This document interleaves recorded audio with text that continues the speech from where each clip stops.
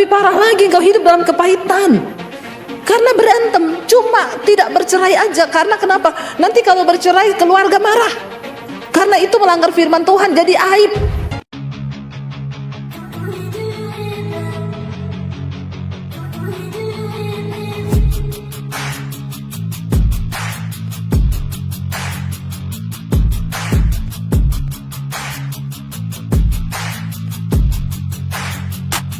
Selamat datang di channel Bela Kebenaran.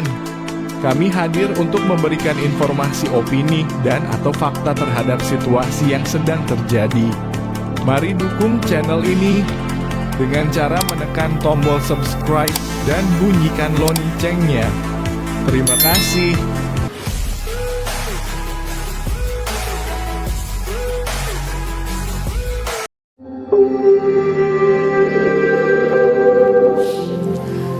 Haleluya. Ya, dalam hadirat Tuhan kita mendapatkan kekuatan yang baru, amin. Dan hidup ini adalah anugerah saudara. Kalau kita masih bisa ada, saya percaya bahwa itu adalah ya rencana Tuhan, belum selesai dengan hidup kita. Karena banyak rekan-rekan kita yang hari ini mungkin sedang terbaring di rumah sakit, tidak berdaya. Ada satu jemaat Mesbah Doa Setia juga sekarang lagi kritis di rumah sakit. Dia setiap malam duduk di sebelah sana, saudara. Berapa waktu yang lalu ya dia diperiksa karena dia sering merasa sakit perut, dan tiba-tiba periksa ternyata cancer ya, dan sudah stadium akhir ya, dan sudah menjalani pengobatan ke dokter, tapi hari-hari ini sedang kritis. Tapi ya saya dengar dia berkata bahwa kepada istrinya, kalau sudah waktunya Tuhan panggil saya, jangan pernah kamu berkata bahwa Tuhan tidak baik. Tuhan Yesus itu baik, sampai selama-lamanya dia tetap baik. Kita gak pernah bisa menentukan apa yang terjadi dengan hidup kita. Tadi juga saya dengar kesaksian, ada salah satu jemaat di toilet ya, tadi malam tiba-tiba gak bisa bernapas. Katanya aduh rasa-rasanya udah mau mati bu, saya pikir saya udah gak bisa ketemu ibu lagi. Ternyata ya belum saatnya mati, jadi tidak mati. Tapi kalau Tuhan masih beri kita hidup, ya itu adalah ya anugerah bagi kita. Sampai tadi saya belum menemukan firman Tuhan apa yang mau sampaikan buat saudara semua. Ya saya selalu meminta untuk Roh Kudus menuntun, karena saya percaya persiapan saya tidaklah sempurna. Ya tadi ketika lagu dinyanyikan, ajar kami Tuhan menghitung hari-hari. Ya Roh Kudus ya berkata di hati saya, sampaikan tentang firman ini. Ajar kami Tuhan menghitung hari-hari. Ya, dan saudara tahu firman ini ditulis oleh Musa. Ya, ketika di masa tuanya. Musa mengalami 3 periode di dalam hidupnya, saudara. Ya, pada 40 tahun yang pertama Musa merasa begitu hebat dia ketika berada di Mesir, karena dia sebagai seorang putra dari Raja Fir'aun yang ditemu oleh putri dari Raja Fir'aun dan diangkat menjadi orang di dalam kerajaan di Mesir. Itu adalah periode 40 tahun pertama di dalam hidupnya. Kita pun semua mengalami periode pertama dalam hidup kita sampai mencapai umur 30, 40. Ya kita merasa muda, merasa sehat, merasa begitu luar biasa. Tapi ketika Musa memasuki periode yang kedua, 40 tahun kedua, ya itu dia berada di belantara ya, dan di sana dia merasa tidak ada apa-apanya hidupnya itu. Hidup manusia itu juga seperti itu. Kadang-kadang ketika kita sudah mulai meninggalkan usia 40, mulai berpikir tentang masa depan, betapa sulitnya untuk mencari kehidupan, betapa sulitnya menghadapi hidup yang ya setelah 40 tahun sudah berkeluarga. Dan Musa merasa dia tidak ada apa-apanya ternyata ketika dia mulai keluar dari zona nyamannya, memasuki 40 tahun yang kedua, periode yang kedua dalam hidupnya. Dan periode 40 tahun yang ketiga ketika dia memimpin bangsa Israel selama 40 tahun di padang gurun, saudara. Ya, dan disitulah Musa sadar bahwa Tuhan itu segala-galanya di dalam hidupnya. Jangan tunggu masuk 40 tahun periode yang ketiga, karena belum tentu kita sampai. Musa sampai dulu, ya, bisa mencapai 100 tahun, 120 tahun. Tapi zaman sekarang itu, ya, anak-anak muda aja baru umur 20 sekarang sudah banyak yang kena diabetes, banyak yang kena stroke. Kita nggak pernah tahu periode di mana di hidup kita ini. Tapi yang pasti biar hari ini periode hidup kita menjadi sebuah periode di mana kita merasa bahwa kita ini butuh Tuhan. Dan Tuhan itu segala-galanya buat kita. Amin, saudara. Makanya kita buka bersama Mazmur 90 ayat yang ke-10 dulu. Di sana Musa berkata, saudara, Mazmur 90 ayat yang ke-10. Baca bersama 1, 2, 3. Masa hidup kami 70 tahun, dan jika kami kuat 80 tahun, dan kebanggaannya adalah kesukaran dan penderitaan, sebab berlalunya buru-buru dan kami melayang lenyap. Ya, dia berkata bahwa masa hidup kami 70 tahun. Siapa di sini yang sudah 70? Angkat tangan. Dapat sepeda loh. Ya, yang sudah 80? Wow ya. Alkitab berkata, Musa bilang masa hidup kami 70 tahun dan jika kami kuat 80 tahun. Dan kebanggaannya apa? Kesukaran dan penderitaan. Ya, makanya orang kalau sudah di atas 70, ya, saya tuh kalau dengar mertua saya lagi periksa, saya tanya, sakit apa? Biasa. Lututnya sakit, kepalanya cekot-cekot. Ya, nanti yang katarak, nanti yang ini. Ya, itu yang dikatakan bahwa setelah 70 tahun berikutnya hidup kita, itu kesukaran dan penderitaan dan berlalunya itu buru-buru. Ya, kita nggak tahu kalau kita masih sampai di periode kedua aja yang memasuki 80 tahun. Ya, puji Tuhan, haleluya. Karena makanya Musa itu berkata, siapakah yang mengenal kekuatan murkamu dan takut kepada gemasmu? Di usia sekarang ini, saudara, mari kita mulai belajar mengenal Tuhan. Dan belajar untuk takut kepada murka Tuhan itu ada. Sehingga kita hidup lebih bijaksana. Ayat 12 Musa berkata di sana apa? Baca bersama.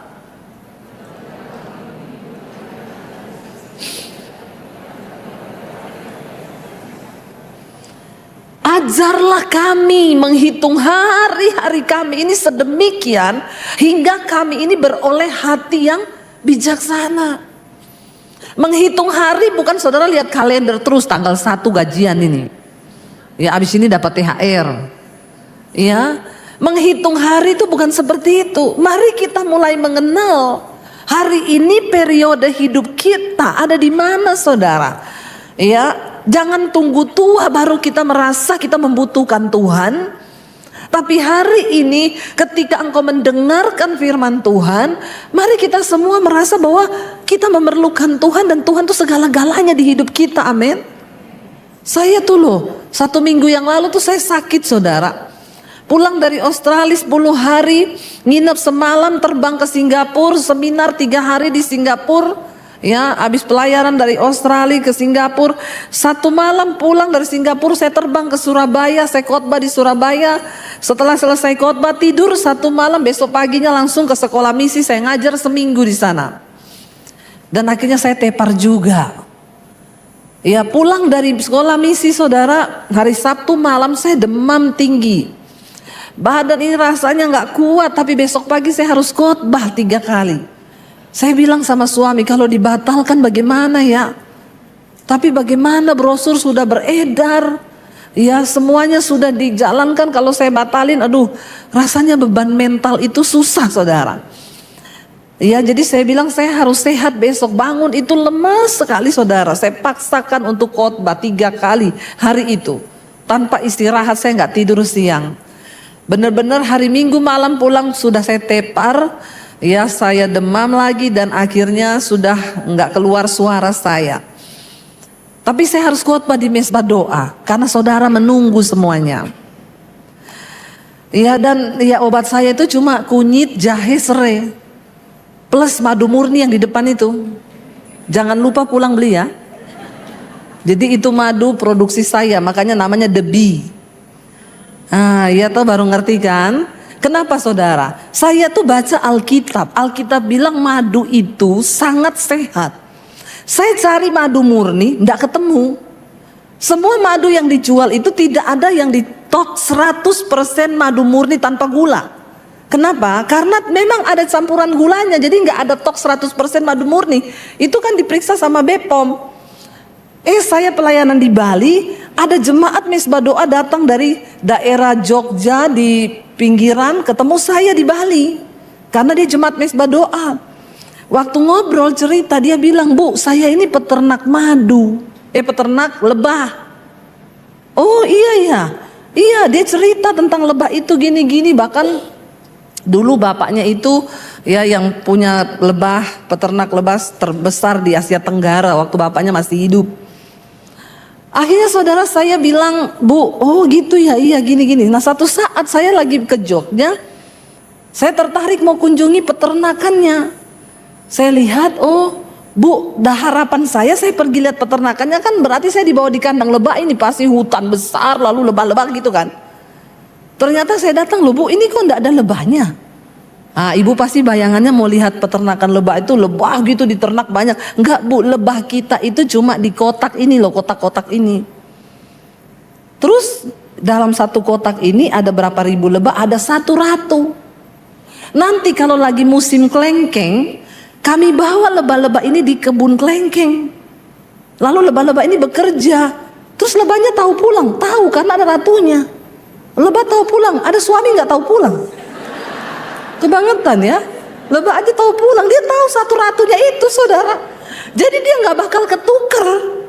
Lebah itu dibawa satu kotak, satu ratu, dia akan kembali ke kotak itu karena dia mencium itu ratunya. Dia nggak pernah tukar istri. Saya heran kalau ada manusia bisa ketuker istrinya ya. Lebih pintar lebah daripada kamu ya. Oh begitu Bu, iya Bu Debbie. Ini yang lain lagi kami sebar nih ke hutan. Jadi makanya ada madu hutan, ada madu kelengkeng. Oh begitu. Dia bilang, Ibu Debbie kan sering ke Mesir tuh, ke Israel sana. Itu kalau kurma mulai berbuah Bu, kami kirim lebah ke sana pakai pesawat.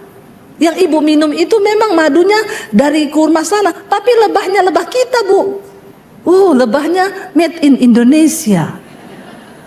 Jadi saya tuh tanya-tanya saudara, Tuhan itu ajaib ya menciptakan makhluk itu loh. Makanya madu itu sehat sekali. Saya bilang, oh begitu ya Bu. Iya. Lalu anak saya bilang, ya sudah Mam, kita jualan madu murni ini aja. Ya udah, anak saya kan udah lulus kuliah. Ya udah kamu itu yang produksi ya. Tulis The Bee. Kan bee itu lebah, enggak usah tepuk tangan. Ini nggak ada hubungannya. Ya. Saudara, itu jemaat, itu anak Tuhan yang punya peternakan lebah. Dia wanti-wanti saya, Bu, cuma satu yang saya minta tolong ya, jangan dicampur gula Bu, kita mau bikin orang sehat bukan sakit. Saya juga enggak mau dicampur-campur gula. Iya Bu, kasihan sekarang orang minum madu itu kena diabetes, kenapa ada campuran gulanya. Jadi itu saya punya, saya minum sendiri, sebenarnya mau saya minum sendiri ya, tapi saya pengen bagi-bagi juga biar saudara sehat kan. Dapatkan gratis, waktu mau ambil bayar. Jadi saudara, saya itu sakit, saya tidak ke dokter. Saya minum itu serai, jahe, kunyit, itu Tuhan sudah ciptakan gratis, tistis murah. Persi jeruk, kasih madu, ya. Dah sakitnya enggak lama-lama. Hari ini saya sudah suaranya keluar kan. Kemarin masih gitu ya di itu. Enggak minum antibiotik. Tepuk tangan buat Tuhan Yesus yang sudah memberi kita resep ya. Jadi saya tuh merasa wah Tuhan tuh dahsyat ya. Itu aja saudara, waktu saya mengalami kelemahan tubuh ya, saya tuh bilang sama suami saya gini. Suami saya bilang, ke dokter yuk, periksa. Saya takutnya periksa, langsung dibilang opnam. Terus siapa yang siaran di mesbah doa? Ya kalau saya disuruh opnam bagaimana ini? Nggak ada lagi yang khotbah ya. Bukannya saya mau apa ya, cuma ya Tuhan maksudnya Ya janganlah saya sakit lama-lama gitu ya. Jadi walaupun sakit malam saya tetap berusaha syuting tuh ya di Misbah Doa kalau malam, tetap ada sampai hari ini. Saudara, apa artinya menghitung hari-hari loh? Loh saya tuh sampai berpikir juga, Tuhan kalau saya mati sekarang, sudah cukup nggak apa yang saya perbuat untuk Tuhan? Itu loh yang dimaksud kita menghitung hari-hari, agar aku memperoleh hati yang bijaksana. Ajar kami Tuhan, hari-hari ini kita perlu memiliki hati yang terus berkata, ajar kami Tuhan. Agar kami ini menghitung hari-hari. Ya coba tayangkan lagi tadi ayatnya, daripada itu kosong mending ada ayat ya. Ajarlah kami menghitung hari-hari kami sedemikian hingga kami beroleh hati yang bijaksana. Coba hitung saudara, Tuhan kasih kita waktu hidup. Kalau malam ini kita dipanggil Tuhan, apakah kita sudah mempersembahkan sesuatu untuk Tuhan? Apa yang sudah kita perbuat dengan hidup kita? Selama kita hidup, apa yang sudah kita lakukan untuk kepentingan Tuhan? Apakah saudara sudah bersaksi buat orang lain? Saudara sudah mendoakan orang lain? Apakah saudara sudah bertobat atau masih tunggu terus? Ya, ini waktunya saudara kita semakin berlomba untuk mengejar perkenanan Tuhan. Anak-anak muda, saya mau katakan, di tengah zaman yang sulit ini, jangan kau terus menambah ilmumu saja. Tapi ayo bangun rasa takut akan Tuhan, cari Tuhan, biar hari ini engkau berkata, datang di kaki Tuhan dan bilang, Tuhan, ya, aku lepaskan semua hak hidupku dan aku minta biar rencanamu terjadi di dalamku. Ya seperti pujian tadi berkata, ya, sebab aku ini milikmu, aku di dalam hatimu. Kasih setiamu yang menghidupkan aku. Suami saya ini peka memang. Sebab aku ini milikmu, aku pertahankan hidupku, biar kehendakmu kerjakanlah dalamku. Amin saudara. Jangan berusaha mempertahankan hidup kita ini, ego kita. Tapi mari kita bilang, Tuhan biar kehendakmu kerjakan di dalam kami. Waktu Tuhan suruh mengampuni, jangan pertahankan egomu. Waktu Tuhan suruh tinggalkan dosa, jangan berzina, jangan selingkuh, buang itu dan bilang, Tuhan aku mau, sebab aku ini milikmu, aku di dalam hatimu, kasih setiamu yang menghidupkan aku. Bilang pada Tuhan malam ini saudara, sebab aku ini milikmu, tak ku pertahankan hidupku, biar kehendakmu kerjakanlah dalamku. Amin saudara. Biar kita terus mau katakan, Tuhan aku tidak mau pertahankan egoku, hidupku, biar kehendakmu kerjakan dalam hidup kami. Itu yang dimaksud saudara oleh Musa. Ajarlah kami ini Tuhan menghitung hari-hari kami sedemikian, supaya kami ini beroleh hati yang bijaksana. Mari kita mulai mengerti apa yang Tuhan mau di dalam hidup kita. Musa menulis syair ini, Mazmur 90 ini, pada saat dia sudah tua saudara. Dan dia bilang bahwa hidup kami ini cuma 70 tahun. Kalau kami kuat 80 tahun dan kebanggaan kami itu kesukaran, penderitaan. Karena itu sebelum itu semua datang, biar engkau ajar kami untuk menghitung benar hari-hari kami ini. Karena Musa saudara memiliki sebuah penyesalan yang begitu besar dalam hidupnya, dia tidak diizinkan untuk masuk menginjak tanah perjanjian. Kalau saudara ikut kami ke Israel, nanti kita akan pergi ke Gunung Nebo. Kenapa saya suka selalu ke Petra itu lewat Jordan, saudara? Karena di situ ada Gunung Nebo. Itu tempat terakhir Musa yang menginjakkan kaki. Di bawah dia sudah lihat tanah Kanaan. Dia pernah memohon, Tuhan izinkan aku masuk. Tuhan bilang tidak bisa. Kenapa? Karena satu kali Musa tidak taat sama Tuhan. Ketika Tuhan bilang, arahkan tongkatmu ke gunung batu, itu waktu bangsa itu bersungut-sungut minta air. Mereka memberontak kepada Musa dan berkata, ini gara-gara kamu ini bawa kami keluar dari Mesir. Mending kami tetap jadi budak di Mesir, tapi kami bisa menikmati yang enak semua di Mesir. Kamu pengen kami mati tanpa air. Tuhan bilang, arahkan tongkatmu dan bilang pada gunung batu itu, keluarlah air. Tapi karena Musa emosi, saudara, terhadap bangsa ini yang padahal Alkitab bilang, kenapa Musa dipilih Tuhan? Karena Musa ini seorang yang terkenal lembut hati.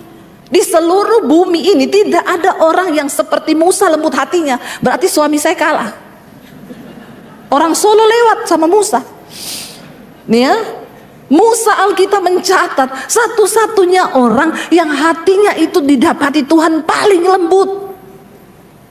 Ya, tapi pada akhirnya Musa melakukan sebuah kesalahan karena dia marah, dia emosi. Dan karena kesalahan itu Tuhan bilang, karena kamu melanggar apa yang aku perintahkan, sebenarnya kamu gak usah emosi. Gunung batu itu bisa mengeluarkan air. Tapi karena kamu marah sama bangsa itu, lalu kamu pukul, ya dengan emosi, memang air tetap keluar. Tapi Tuhan bilang, maka mulai hari ini engkau tidak akan pernah mungkin bisa menginjakkan kakimu di tanah perjanjian. Itu mungkin sebabnya Musa tulis ayat ini. Ajar kami Tuhan menghitung hari-hari kami ini sedemikian, supaya kami punya hati yang bijaksana. Ya, apa itu hati yang bijaksana? Hati yang bijaksana artinya hati yang dipenuhi oleh rasa takut akan Tuhan. Ya, dan menghitung hari-hari itu bukan cuma sekedar saudara menghitung kalender, melihat, tapi bagaimana kita meresponi setiap peristiwa yang terjadi di hidup kita ini hari demi hari. Persoalan demi persoalan yang datang silih berganti, bagaimana saudara meresponinya? Apakah kita menjadi marah sama Tuhan? Saya dengar yang jemaat Mesbah Doa itu, ya dia berkata, ya karena dokter juga mungkin sudah angkat tangan, kansernya sudah menyebar dan sekarang dia sudah kritis. Tapi satu pesannya kepada istrinya, jangan pernah kamu tuduh Tuhan itu tidak baik. Tuhan itu baik. Saya senang saudara, jemaat Mesbah Doa diperlengkapi, bahkan mengerti bahwa kematian itu sebuah keuntungan dalam Kristus. Amin saudara. Ya, karena kita semua, ibu juga ya dulu sekali tiap datang sama bapak Mesbah Doa ada bapak di situ. Sekarang bapaknya sudah dipanggil Tuhan. Ya, tapi sampai di akhir hidupnya pun, ya bapak tetap berkata Tuhan itu baik. Itulah kemenangan yang lebih daripada kemenangan. Ya, karena yang terpenting itu sampai pada akhir hidupnya. Tidak semua dari kita akan terus duduk di tempat ini satu persatu. Banyak saudara yang sudah dipanggil Tuhan. Tapi yang saya senang, sampai di akhir hidup mereka tidak menyangkal Tuhan dan tetap berkata bahwa Tuhan itu baik. Mereka mengakhiri pertandingan imannya sebagai seorang pemenang sampai di garis akhir. Amin saudara. Dan itu sangat membanggakan. Ya, saya cuma mau berkata saudara bahwa banyak orang takut mati. Ya, tapi percayalah, ketika kita ada di dalam Tuhan, kematian itu benar-benar menjadi satu keuntungan. Saya ketemu dengan orang yang bersaksi mereka pernah mati. Nggak ada yang kepengen balik waktu Tuhan suruh balik. Semua tuh nggak mau. Tuhan, aku nggak mau pulang ke bumi. Aku mau di sini. Belum waktunya, pulang kamu. Tapi semua yang pernah mati itu cerita bahwa di sana tuh enak banget bu, indah banget. Saya kemarin pergi ke Adelaide saudara, itu salah satu negara di Australia. Saya terbang dari Sydney itu 2,5 jam naik pesawat. Sampai di sana ketemu sama ibu gembalanya saudara. Ya, dan Saya diberkati luar biasa. Saya percaya tadinya saya tidak akan pelayanan ke sana, tapi ke Melbourne. Tapi karena sesuatu dan lain hal Tuhan alihkan ke Adelaide. Ya, semua bilang, "Dubu itu negara sepi loh. Ibu mau ke sana mau ngapain gini gini gini." Ya udahlah, tadinya saya iya ngapain ke situ gini. Tapi saya percaya ada rencana Tuhan lah saya pergi ke situ. Saya ketemu dengan ibu gembala itu, ternyata saya harus banyak hal di sana saudara, dan saya datang memberi banyak kekuatan juga di sana, dan yang terutama juga saya juga mendapat kekuatan, dan saya tahu saya harus mendengar kesaksian ibu gembala itu untuk saya saksikan supaya banyak orang mendengar kesaksian itu. Jadi ibu gembalanya cerita sama saya, "Bu, saya ini 5 tahun yang lalu harusnya sudah mati. Saya itu tidak merasakan apa-apa. Saya ini seorang pelari. Saya ini orang yang jaga makan. Saya selalu makan sehat. Dan pokoknya untuk hal kesehatan tuh saya nomor 1. Tiba-tiba saya lagi di pesawat, Bu, mau landing di Adelaide. Saya tuh ke toilet di pesawat dan saya jatuh. Saya tidak bisa berdiri. Saya pingsan. Untung dalam keadaan pesawat sudah mau landing. Akhirnya saya turun pakai kursi roda karena saya tiba-tiba sudah tidak bisa berdiri. Saya langsung dilarikan ke rumah sakit, ditangani oleh 8 orang dokter profesor, rumah sakit dokter hebat di sana. Mereka kaget karena ternyata terdeteksi saya itu kena kanker limfoma, dan sudah menjalar ke seluruh saraf saya, bahkan sudah tumbuh beberapa benjolan ternyata di kepalanya. Dan dokter berkata umurnya tinggal beberapa hari, karena ini tidak mungkin. Tapi hari itu dokter minta izin ke suaminya untuk melakukan operasi, karena biar bisa diambil dan bisa menjadi pelajaran hanya untuk mau dipelajari itu kasus kansernya. Tapi dokter bilang pasti mati beberapa hari. Setelah dioperasi, dia ditaruh di ruang isolasi yang orang-orang menunggu kematian. Ya, satu persatu mati. Dia bilang, "Ibu tahu, tiap hari saya dengar dokter masuk bertanya begini, masih hidup toh? Kok enggak mati-mati?" Itu yang dokter ngomong. Karena memang secara medis dia sudah nggak mungkin tertolong. Sudah divonis tinggal beberapa hari. Ditaruh di situ, tapi kok enggak mati-mati? Malah membaik. Tadinya suaminya tanya, "Kalau kemo gimana dok?" Dokter bilang nggak usah, buang-buang percuma biaya, karena dia nggak bisa lagi di kemo, sudah di stadium akhir, sudah menjalar dan pasti mati kok, nggak usah di kemo. Tapi karena dia tidak mati-mati, hari demi hari dia sembuh saudara. Akhirnya dokter bilang begini, "Ya udah kita kemo aja ya kalau gitu, karena ini tubuhnya menunjukkan tanda-tanda hidup, nggak mati." Kalau Tuhan berkata belum waktunya mati, nggak mati saudara. Walaupun dokter bilang tinggal beberapa jam. Lalu saudara, dia di kemo. Dia bilang waktu hari kedua dia di kemo, dia 7 kali kemo. Hari yang kedua dia sudah tidak kuat. Dia udah minta pesan kepada anaknya, dia bilang, "Relakan mama pergi karena tubuh mama sudah sangat tidak kuat, sudah kurus, sudah hitam semua rambut sudah botak saudara." Jadi anaknya nangis, dia juga sudah mengucapkan salam perpisahan.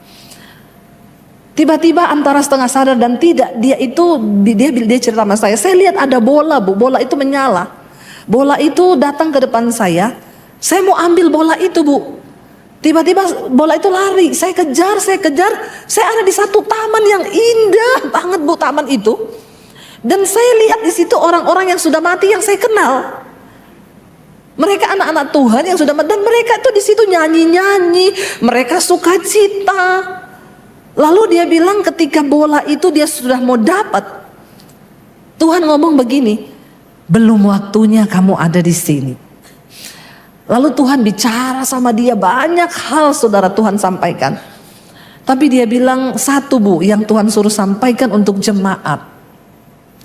Tuhan tuh bilang begini, "Persiapkan umatku, sampaikan kepada mereka bahwa aku segera datang." Dia bilang sama saya gini, "Bu, selama ini saya tuh kalau dengar orang bilang Tuhan mau datang, atau pendeta ngomong, atau saya baca di Alkitab, itu biasa aja, Bu.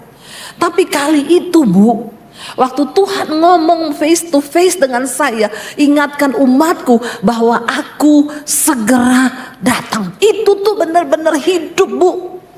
Benar-benar gitu. Saya tuh nggak bisa menggambarkan. Lalu dia bilang, Tuhan ngomong kamu sekarang pulang karena kamu belum waktunya ada di sini. Dia nangis. Dia nangis kenapa? Dia nggak mau pulang. Dia bilang itu air mata saya menetes, Bu. Saya bilang, Tuhan, aku mau di sini aja, enak banget. Dia bilang, Ibu tahu saya tidak bisa menggambarkan udaranya di sana. Itu udara itu tidak harum, Bu. Tapi kayak lega banget kita menghirup oksigen di sana. Itu benar-benar saya tidak mau pulang. Jadi udah ada yang mau mati sekarang? Orang yang sudah dibawa ke sana tidak mau pulang loh, saudara. Saya bingung orang-orang di bumi ini masih mau tahan lama-lama di sini. Yang tiap hari buka berita korupsi 1.000 triliun.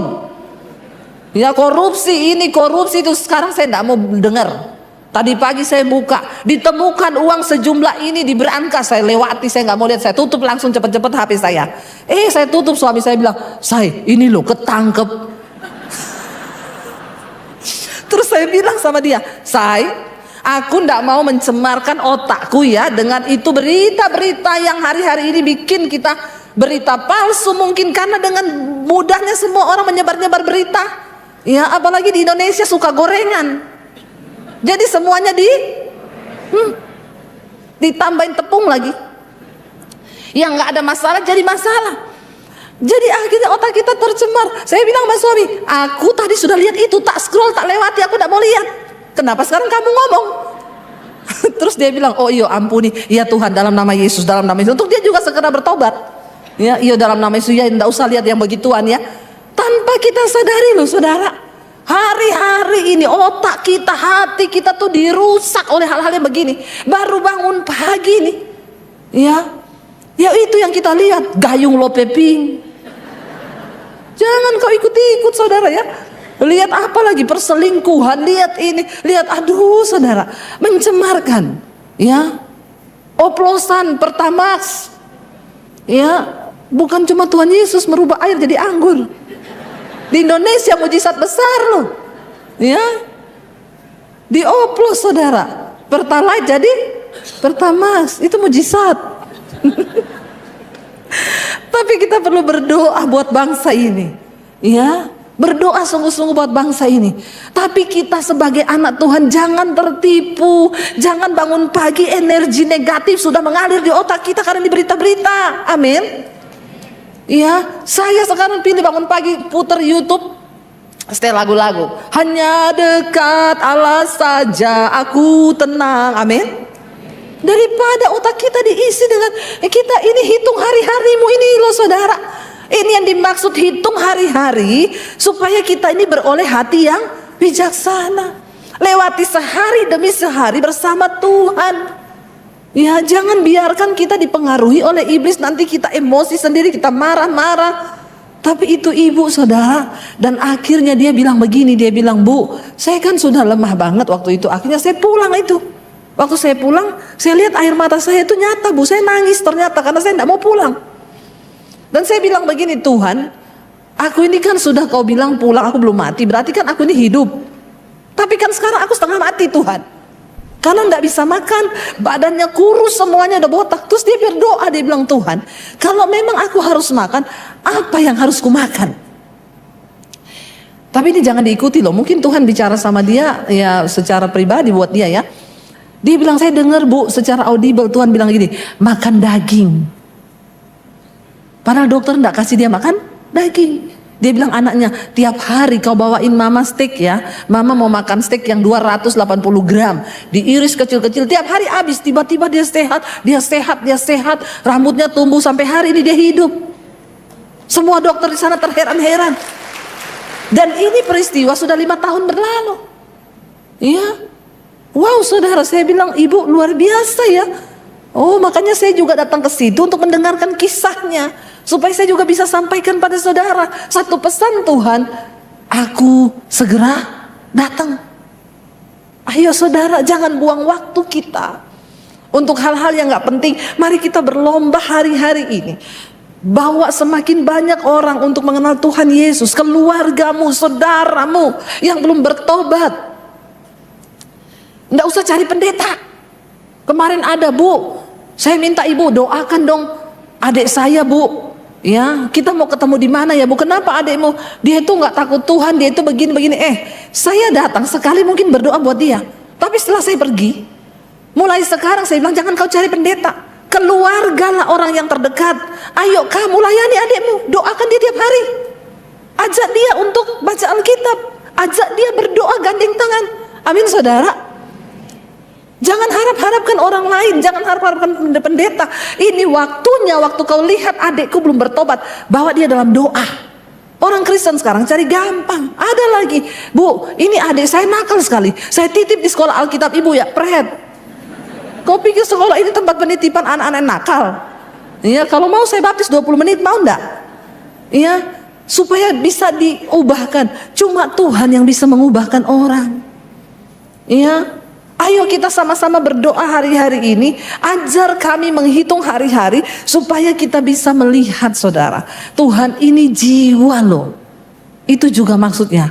Kau temui orang, doakan. Kau ketemu saudaramu, doakan yang belum bertobat. Apa yang kita bisa lakukan, lakukan, saudara.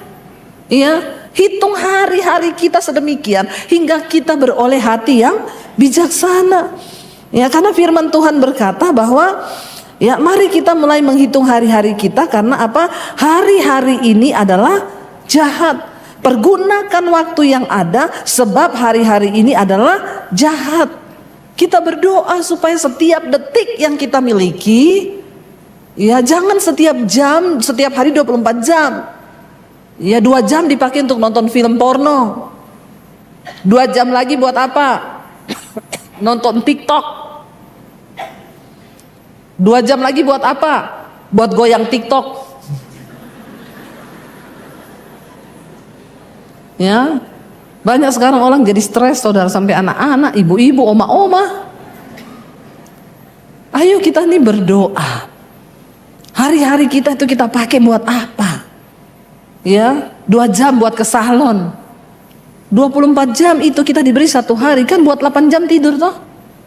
Kalau tidurmu normal, kalau tidak normal 12 jam kau tidur. Ya, terus bangun buat makan, buat kerja, udah habis waktu kita ini. Terus berapa jam yang kita pakai untuk Tuhan? Berapa jam yang kita pakai untuk pelayanan? Berapa waktu yang kita pakai untuk bermanfaat bagi orang lain, menjangkau jiwa, saudara?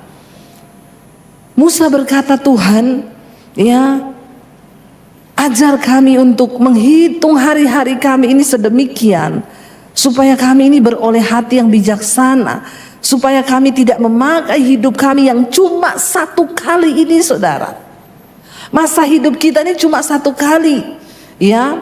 Masa muda kita 1 kali, dan itu hanya seumur hidup. Hidup kita ini tidak datang kedua kali. Kita cuma hidup di 1 kali ini pada masanya kita. Karena itu mari kita berdoa. Menghitung hari juga artinya apa? Hidup damai suami istri.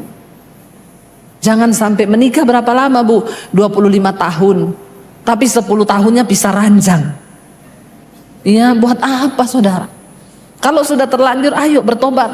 Ada loh orang sampai mati suami istri bisa ranjang. Katanya begini, yang penting kan kami tidak cerai, karena Alkitab bilang bercerai itu dosa. Lah terus lu pikir bisa ranjang tidak dosa? Itu sama. Lebih parah lagi, kau hidup dalam kepahitan karena berantem. Cuma tidak bercerai aja, karena kenapa? Nanti kalau bercerai keluarga marah. Karena itu melanggar firman Tuhan, jadi aib. Dan mereka bertahan hidup, tapi bisa ranjang sampai mati dua-duanya. Ngeri enggak, saudara?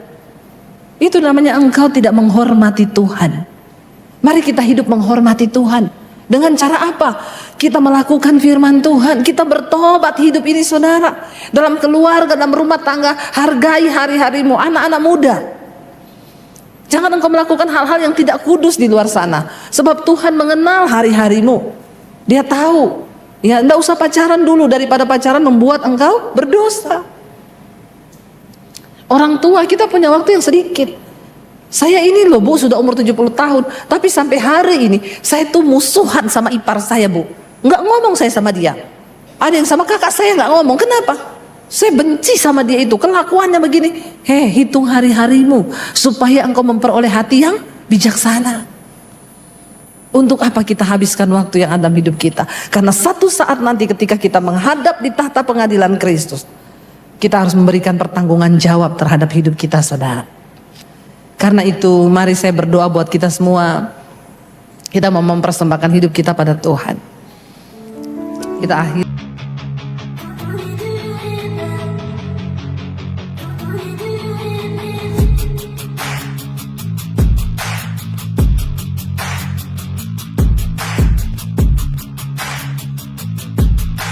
Terima kasih sahabat sudah menyaksikan tayangan kami hari ini. Tuhanlah yang membalas dan memberkati kita semua. Apabila sahabat diberkati, marilah kita dengan murah hati untuk share video ini kepada teman-teman kita yang lain, kepada grup-grup keluarga dan sebagainya.